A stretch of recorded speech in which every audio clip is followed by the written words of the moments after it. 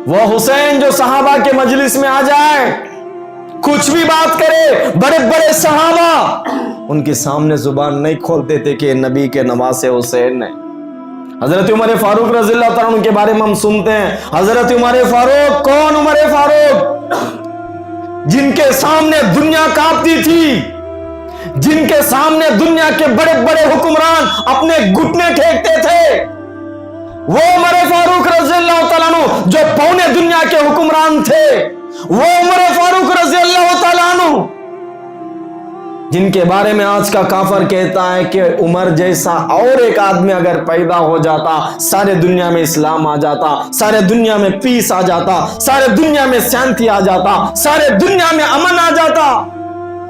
वो उमर जिनकी हुकूमत के चर्चे पूरे दुनिया में थी, वो उमर जिनका इंसाफ का चर्चा पूरे दुनिया में है, वो उमर जिनसे दुश्मन कामता था, जिनके करीब शैतान भी नहीं आता था, वो उमर रज़ियल्लाहु ताला अन्हु मिंबर पर बैठे थे। हजरत इमाम हुसैन अंदर आ गए मस्जिद में, पता नहीं उनके दिल में क्या ख्याल आया, सीधा इमाम हुसैन रज़ियल्लाहु ताला अन्हु उमर फारूक रज़ियल्लाहु ताला अन्हु के करीब आ गए और उमर से कहा कि उमर, ये मेरे नाना का मिंबर है, मेरे नाना का सीट है, उतर जा यहां से, जा तेरे नाना की सीट के ऊपर जाके बैठ। हजरत अली इमाम हुसैन का हाथ पकड़ने लगे। हुसैन क्या कर रहे हो? छोटे बच्चे थे। हुसैन ये क्या कर रहे हो? उमर ने कहा कि अली, ये मेरा और हुसैन का मामला है, बीच में नहीं आने का। हुक्मरान, वक्त का खलीफा, वक्त का बादशाह, अमीरुल मोमिनीन, सुपर पावर ताकत रखने वाला उमर मिंबर के ऊपर से नीचे उतर जाता है। हुसैन कहते हैं कि जा तुम्हारे नाना के मिंबर पे जाके बैठ जाओ। छोटे बच्चे थे। उमर के आंखों से आंसू गिरे। उमर ने कहा कि हुसैन, मेरा नाना का कोई मेंबर नहीं है, तेरा नाना का मेंबर है बस। मैं तो गुलाम था, मैं तो कमजोर था, मैं ऊंट चराने वाला था, तेरे नाना के सदक़े में, तेरे नाना के सदक़े में मेंबर मुझे मिला है, मेरा नाना का कोई मेंबर नहीं है। उसके बाद हुसैन कहते हैं जा मेरे नाना के मेंबर पे बैठ जा। हजरत उमर मेंबर के ऊपर बैठ गए और लोगों से कहा कि लोगों, इस मेंबर पे मैं नहीं बैठा था, अबू बकर मुझे इस मेंबर पे बिठाए थे और आज इमाम हुसैन ने मुझे कहा कि उतर जा तो मैं उतर गया।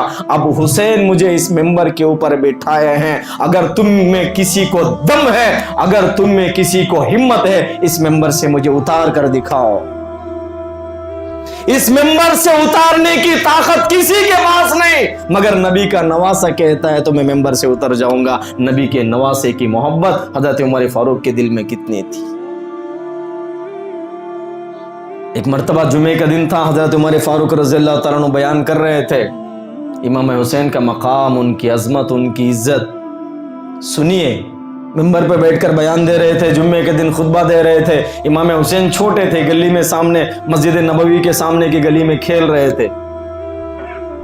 उमर रज़ियल्लाहु ताला अन्हु के बेटे अब्दुल्लाह इब्न उमर भी उनके साथ थे, वो भी खेल रहे थे। तो हुसैन रज़ियल्लाहु ताला अन्हु खेलते खेलते बच्चों से बोल रहे, ये जो उमर मस्जिद में खुतबा दे रहा है ना, ये जो उमर मस्जिद में बयान दे रहा है ना, वो तो हमारा गुलाम है। अब्दुल्लाह इब्न उमर, उमर रज़ियल्लाहु ताला अन्हु के बेटे, उनके साथ जो खेल रहे थे, वो भी बच्चे थे। उन्होंने सुना, कानून से सुना। सुनने के बाद शाम में जब घर गए, उमर फारूक से कहने लगे, अब्बा अब्बा, तुम्हें मालूम है हुसैन तुम्हारे बारे में क्या कहता है? उमर ने कहा कि मेरे बारे में हुसैन क्या कहता है? कहा कि हुसैन ने कहा खेलते हुए कि उमर हमारा गुलाम है। हजरत उमर फारूक रज़ियल्लाहु ताला लेटे हुए थे, फौरन उठ गए। बता क्या कहा? कहा कि उमर हमारा गुलाम है। उमर ने कहा कि बेटा अब्दुल्ला, जल्दी से जाओ, एक चीटी पे लिख कर लाओ, इमाम हुसैन से लिखवा लो उमर हमारा गुलाम है, और इमाम हुसैन का साइन भी लेकर आना। अब्दुल्ला इब्न उमर गए, हुसैन से कहने लगे, ओ हुसैन, तुमने कहा ना क्या उमर हमारा गुलाम है, क्या तुम लिख कर देने के वास्ते रेडी हो, तैयार हो?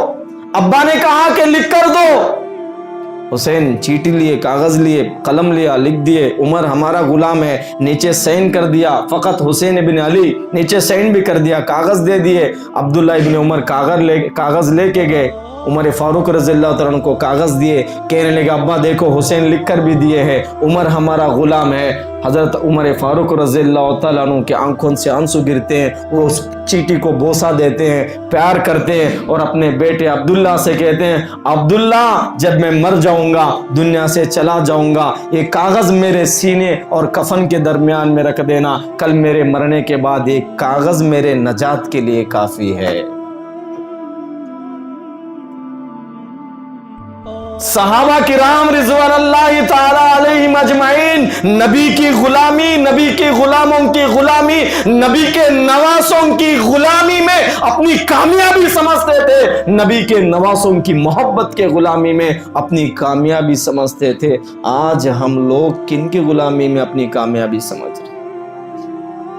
مسلمان ناکام ہے تو کیوں ناکام ہے؟ مسلمانوں کے پیسوں کی کمی ہے, مسلمانوں کے پاس دولت کی کمی ہے, مسلمانوں کے پاس پیٹرول ہے, مسلمانوں کے پاس ڈیزل ہے, مسلمانوں کے پاس کھجوروں کے باغات ہے, مسلمانوں کے پاس مکہ ہے, کعبہ ہے, مسلمانوں کے پاس مدینہ ہے, ہندوستان میں مسلمانوں کے پاس تاج محل ہے, مسلمانوں کے پاس چار مینار ہے, مسلمانوں کے پاس لال قلعہ ہے, مسلمانوں کے پاس انڈین ہسٹری میں فریڈم فائٹرز کی ایک بڑی لسٹ ہے, مسلمانوں کے پاس دولت کی کمی نہیں, اسلامک کنٹریز کی کمی نہیں, مسلمانوں کے پاس مسلمانوں کی تعداد کی کمی نہیں, مسلمانوں کے پاس کسی چیز کی کمی ہے تو نبی صلی اللہ علیہ وسلم, نبی کے گھرانے کی غلامی کی کمی ہے, ان کی محبت کی کمی ہے, نبی کے طریقوں پر ہم نہیں چل رہے, اس لیے آج ہم برباد اور رسوا ہو رہے.